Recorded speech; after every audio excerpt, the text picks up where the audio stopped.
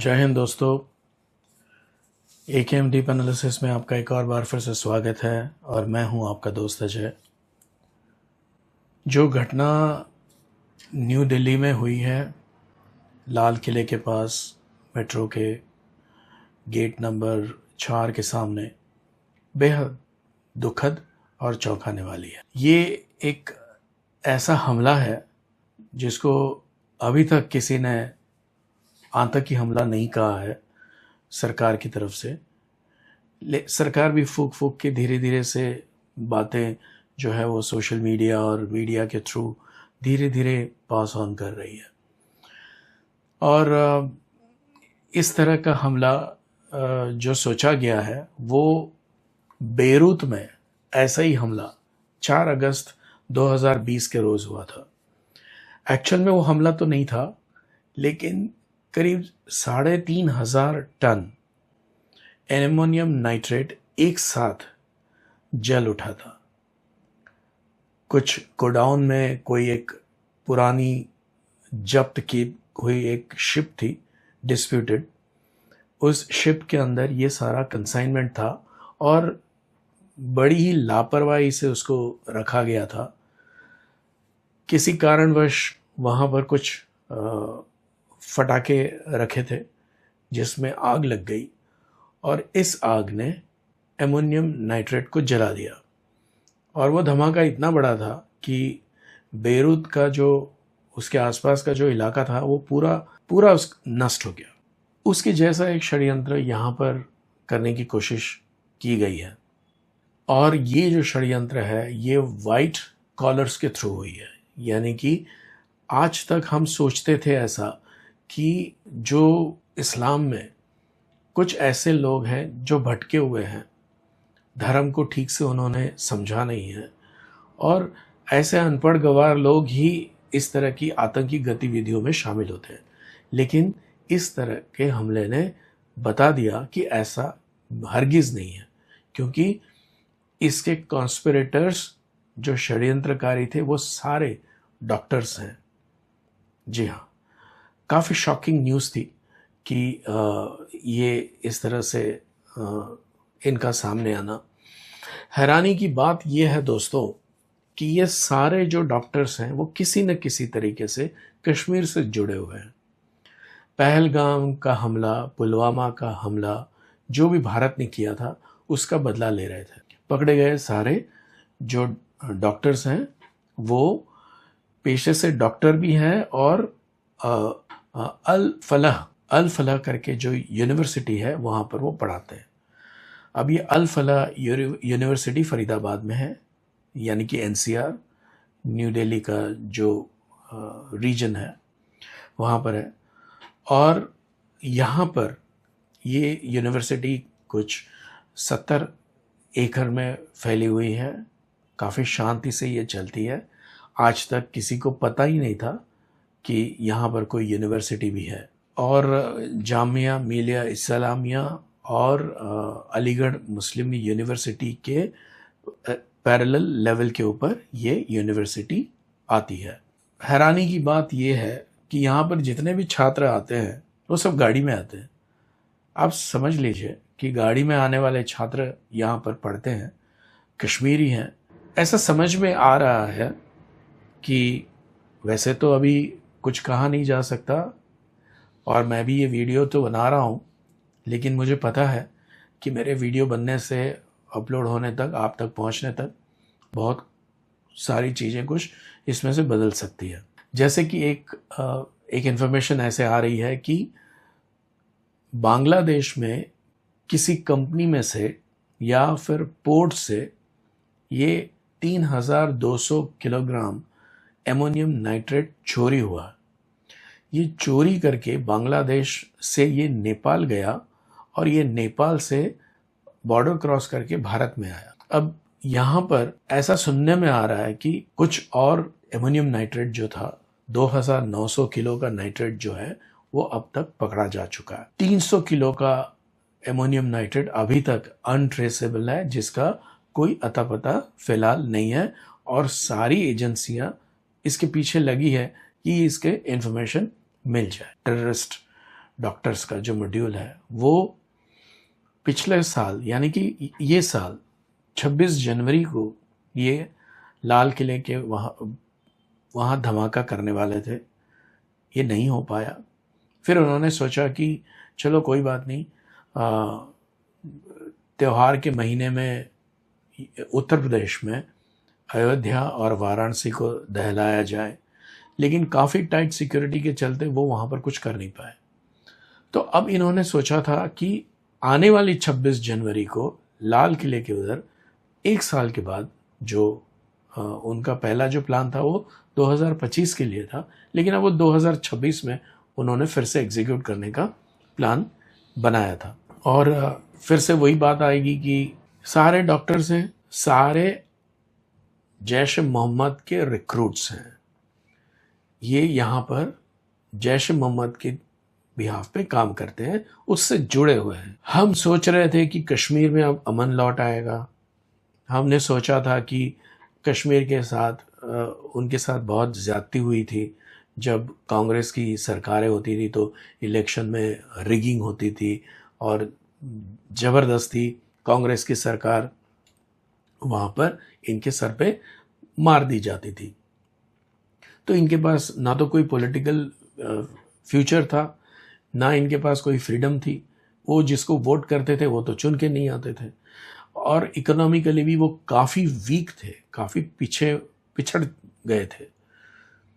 पिछले कुछ साल से या 2020 के बाद से मोदी सरकार ने कश्मीर के ऊपर खास ध्यान देना शुरू किया था। कश्मीर को बहुत सारे पैकेजेस दिए थे, हज़ारों करोड़ों की संख्या में, 70,000 80,000 करोड़ के पैकेजेस पिछले कुछ सालों से हर साल दिए जा रहे हैं। और ये इसके पीछे की मंशा जो थी सरकार की कि जो कश्मीरी युवा है, कश्मीरी लोग हैं, उन्हें भारत की मेन स्ट्रीम में लाया जाए, उन्हें भी भारत की जो डेवलपमेंट हो रही है उसके फल उन्हें भी चखने को मिले। और मोदी सरकार ने बहुत ईमानदारी से इसके ऊपर काम किया। लेकिन हमें क्या मिला? सरकार पूछ रही है, देश की जनता जिसका टैक्स का पैसा कश्मीर जाता था, वो पूछ रहे हैं। आज इतनी सारी रेड हो रही है, जमात इस्लामी, जैश मोहम्मद, ये सारे लोग से जुड़े हुए कश्मीरी वो फिर से उसी जो रास्ता था दहशतगर्दी का, आतंकवादी का, टेररिज्म का, वापस जा रहे हैं। पिछले कुछ समय से हम देख रहे हैं, जबकि पहलगाम में हमला हुआ तब भी हमने ये पाया था कि जो वहाँ के लोकल्स हैं, कश्मीरी जो हैं, उन्होंने हमें धोखा दिया। और ये आज भी हम देख रहे हैं कि जितने भी डॉक्टर्स हैं वो सारे कश्मीरी हैं। और फरीदाबाद में इन्होंने अपना एक टेरर मॉड्यूल बनाया है, और हमें नहीं पता, हमें नहीं मालूम कि और ऐसे कितने डॉक्टर्स इस वक्त काम कर रहे हैं। हमें नहीं पता कि और कितना एमोनियम नाइट्रेट या RDX हमारे देश में अभी आ चुका है। हम समझ नहीं पा रहे हैं कि इनको हम और क्या दें। इनके पास सारा सब कुछ जो एक देश में एक सामान्य नागरिक को मिलता है, वो सारे अधिकार, वो सारे सुकून, वो सारे हक इनको मिले हुए हैं। ये डॉक्टर्स थे, पढ़ाई करी थी इन्होंने, अच्छी इनकी ज़िंदगी थी, सेवा कर रहे थे समाज की, पैसे भी कमा रहे थे साथ में। अब इससे ज़्यादा इनको और क्या चाहिए था? ये क्यों इस रास्ते पे जा रहे हैं?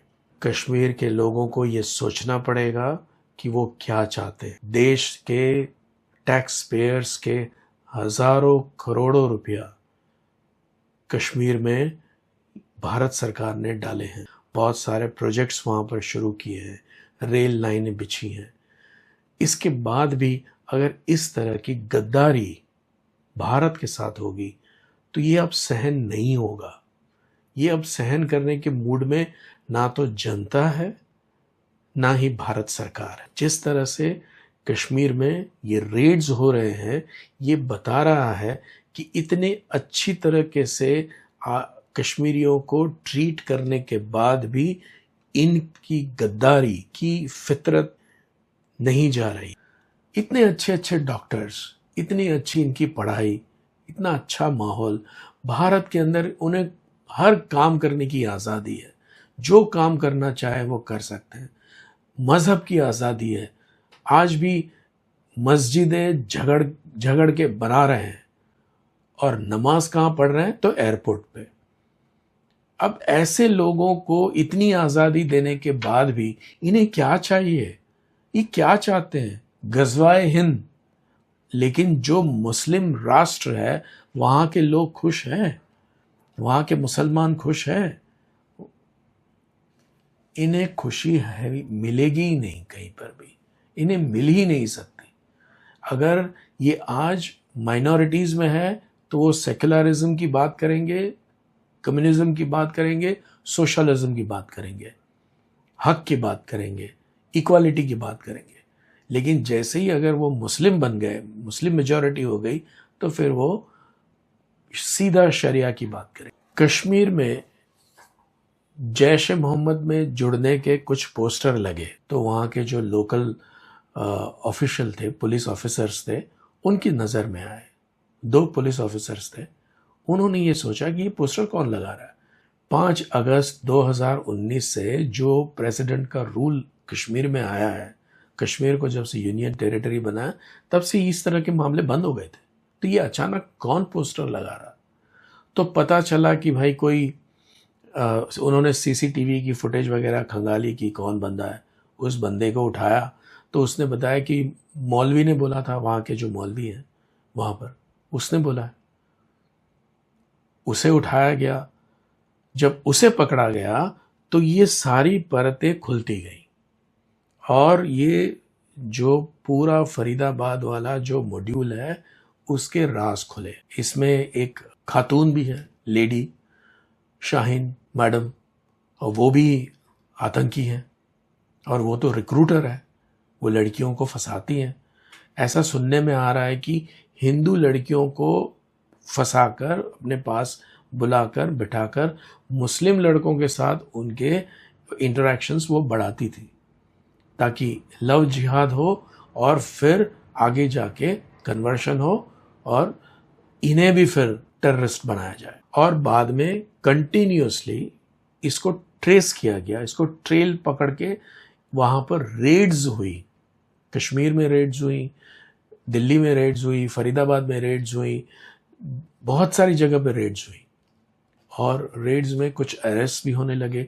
तो ये 2900 किलो एमोनियम नाइट्रेट पकड़ा गया। अब उसमें ये जो बंदा है जिसने ये एक्सप्लोड किया, उमर, वो फरीदाबाद की जो रेड थी उसमें वो भाग गया, बच के निकल गया। तो वहाँ से पुलिस उसके पीछे लगी और फिर उसे पता था कि वो भगौड़ा है और कभी भी उसे धर दबोचा जाएगा। और अरेस्ट होने के डर से उसके दिमाग में क्या चल रहा था हम नहीं बता सकते, कोई नहीं बता सकता। लेकिन ये सारे अंदाजे हैं, ये सारे लॉजिकल कंक्लूजन्स हैं, क्योंकि वो बंदा 7 बजे से दिल्ली में एंटर किया था, उसके बाद वो घूम रहा था, कहीं जा रहा था, गाड़ी छोड़ के कहीं नहीं गया। उसे डर था कि वो पकड़ा जाएगा। वो पार्किंग में 3 घंटे ऐसे ही बैठा रहा, फिर पार्किंग से बाहर आया और ये एक्सप्लोजन हो गया। अब ये एक्सप्लोजन भी एक्चुअल में हुआ है या एक्सीडेंट था नहीं पता, क्योंकि जो ब्लास्ट की इंटेंसिटी थी वो उतनी नहीं थी जितना मटेरियल और सामग्री उन्होंने यूज की थी। तो ये एक तरह का बचपना हो गया जिसने 12 लोगों की जान ले ली और लाखों का नुकसान कर दिया। सबसे बड़ी बात, 15 साल के बाद दिल्ली में धमाका हुआ, टेररिस्ट अटैक, और इस बार दिल्ली में नरेंद्र मोदी की सरकार है, कोई ऐरे गहरे नत्थों की सरकार नहीं है। दोस्तों, फरीदाबाद की अल फला जो यूनिवर्सिटी है ये उसके सेंटर में है। मेरा ओपिनियन है कि ये यूनिवर्सिटी को तत्काल प्रभाव से बंद कर देना चाहिए, क्योंकि जिस यूनिवर्सिटी में ये रिंग ऑफ प्रोफेसर्स जो खुद आतंकी थे वो आतंकी ही बनाएंगे, ये अच्छे सिविलियंस, अच्छे नागरिक नहीं बना सकते। दोस्तों, पाकिस्तान बहुत भयभीत है। न्यूज़ हम देखते हैं, सारी चैनल्स पे दिखाया जा रहा है कि ये तो बस बोल ही रहे हैं कि बस अभी भारत ने हमला किया, अब हुआ, अब बस 4 घंटे में हो जाएगा, बस एक हफ्ते में हो जाएगा। कुछ लोग बोल रहे हैं कि कुछ घंटे की देरी है, अभी हमला हो जाएगा। भारत तैयार बैठा है। Bharat is a war mongering nation, जिसको हमेशा से युद्ध चाहिए। वो युद्ध करने के बहाने ढूंढता है, वगैरह वगैरह सारी बकवास चल रही। इन्हें पता नहीं चलता है कि क्या करने वाले हैं, इसलिए वो जितने सारे ऑप्शंस उसको सूझते हैं, उनको याद आते हैं, वो सारे यहाँ पर बोल रहे हैं। अब नेवी से हमला होगा, इंडियन आर्मी भी घुसेगी, एयरफोर्स का रोल खत्म हो गया, अब एयरफोर्स नहीं आएगा। ऐसे बहुत सारी बकवास टीवी के ऊपर हम देख रहे हैं। पाकिस्तान असल में डरा, क्योंकि इस बार अगर भारत ने हमला किया तो भारत अमेरिका की तो नहीं सुनने वाला। और हम देख रहे हैं कि 2 दिन से ट्रंप मुंह उल्टा करके सो गए हैं। उनके यहाँ से कोई कमेंट नहीं आया है, ना तो उनका स्टेट डिपार्टमेंट कुछ बोल रहा है, ना उनका डिफेंस सेक्रेटरी कुछ बोल रहा है। किसी की आवाज नहीं आ रही है वहां से, क्योंकि वो जानते हैं, उन्हें भी अब ऐसा लगने लगा है कि अगर अब इस बार भारत ने अगर पाकिस्तान के ऊपर हमला कर दिया तो ये पाकिस्तान को खत्म कर दे। एक बार तो ऐसा हुआ था कि फोन आया था, तभी भारत ने बोला था कि भाई अगर पाकिस्तान मिलिट्री लेवल पर अगर हमको बोलता है युद्ध विराम करो तो हम करेंगे। इस बार शायद भारत सरकार का कोई भी नुमाइंदा फोन ही ना उठाए, तो अमेरिका यहां पर नहीं कूदेगा। उधर से तालिबान है, यहां से भारत है। अगर युद्ध शुरू हो गया तो पाकिस्तान की भद पिटना तय है। लेकिन क्या भारत ये करेगा? मुझे ऐसे लग रहा है कि भारत पहले अंदर के जो हमारे शत्रु हैं उसका निपटारा करेगा, क्योंकि ये जो हमला हुआ है ये भारतीयों द्वारा भारतीयों के ऊपर हमला हो, तो इसका कुछ और रास्ता निकालेंगे, इसका कोई और तोड़ निकालना पड़ेगा। हालांकि ये आप मान के चलिए कि अननोन गनमैन अब काफी जोरों शोर से टूट पड़ेगा।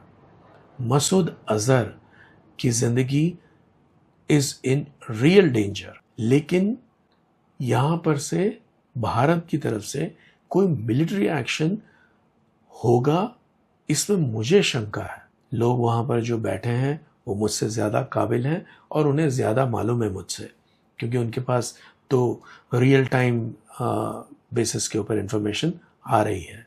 सबसे पहले घर के भेदी को तोड़ा जाएगा और इसमें पाकिस्तानी और ख़ास करके बांग्लादेशी जो भी घुसपैठिए हैं उनकी बद पिटने वाली है, ये आप मान के चलिए। इन्हीं की वजह से ये सब हो रहा है। बिपिन रावत ने हमें कहा था कि हमें 2.5 फ्रंट पर लड़ना पड़ेगा, लेकिन मैं कह रहा हूँ कि 3.5 फ्रंट हो गए अब। चीन, पाकिस्तान, बांग्लादेश और ये हमारे घर के भेदी, तो ये 3.5 फ्रंट अब हमारी हो गई है और इसके लिए हमें हमारी रणनीति बनानी पड़ेगी। अजीत डोभाल, अमित शाह, नरेंद्र मोदी और एस जयशंकर के साथ राजनाथ सिंह, काफ़ी काबिल नेतृत्व है हमारे पास। आज के लिए बस इतना ही। फिर किसी नए वीडियो में मिलेंगे किसी नए विषय के साथ। तब तक के लिए आज्ञा दीजिए। मेरे इस वीडियो को लाइक करें, शेयर करें और चैनल को सब्सक्राइब करें। कमेंट करके आप अपनी राय जरूर लिखें। जय हिंद, वंदे मातरम, भारत माता की जय।